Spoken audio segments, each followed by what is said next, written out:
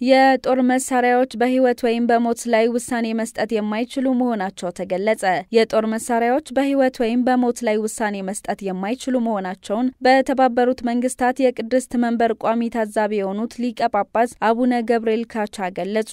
ሊቀ ጳጳስ አቡነ ገብርኤል ካቻ በድርጅቱ 80ኛ ጠቅላላ ጉባኤ ላይ ባደረጉት ንግግር የጦር መሳሪያ ስርጭት በሀገሮች መካከል አለመተማመንን በመፍጠርና አመጽን በማቀጣጠል ውይይትን የሚያዳክም በመሆኑ የጦር መሳሪያ መጠቀምን ማስወገድ እንደሚገባ ጥሪ አቅርበዋል። የተለመዱ የጦር መሳሪያዎች አጠቃቀምን ማስወገድ አስፈላጊ መሆኑን አጽንኦት ሰጥተው የተናገሩት ብፁዕነታቸው የጦር መሳሪያ መስፋፋትና ተገቢ ያልሆነ አጠቃቀም በዓለም አቀፍ ግንኙነቶች ውስጥ ሰላምንና እምነትን ለማምጣት ከፍተኛ እንቅፋት መሆኑን አብራርተዋል። የጦር መሳሪያዎችን በነጻነት የመጠቀም ልምድ አለመተማመንን እንደሚያበረታታ፣ አመጽን እንደሚያባብስና በሀገራት መካከል የሚደረገውን ውይይት እንደሚያበላሽ ገልጸዋል። በዓለም ዙሪያ ለወታደራዊ አገልግሎት የሚወጣው ገንዘብ በከፍተኛ ሁኔታ እየጨመረ መሆኑን ተናግረው እንደ አውሮፓውያን አቆጣጠር በ2024 አጠቃላይ ወጪው 2.7 ትሪሊዮን የአሜሪካን ዶላር መድረሱ ታውቋል። ሊቀ ጳጳስ ገብርኤል ካቻ የጦር መሳሪያዎችን አላግባብ መጠቀምን ማስቆም በማስመልከት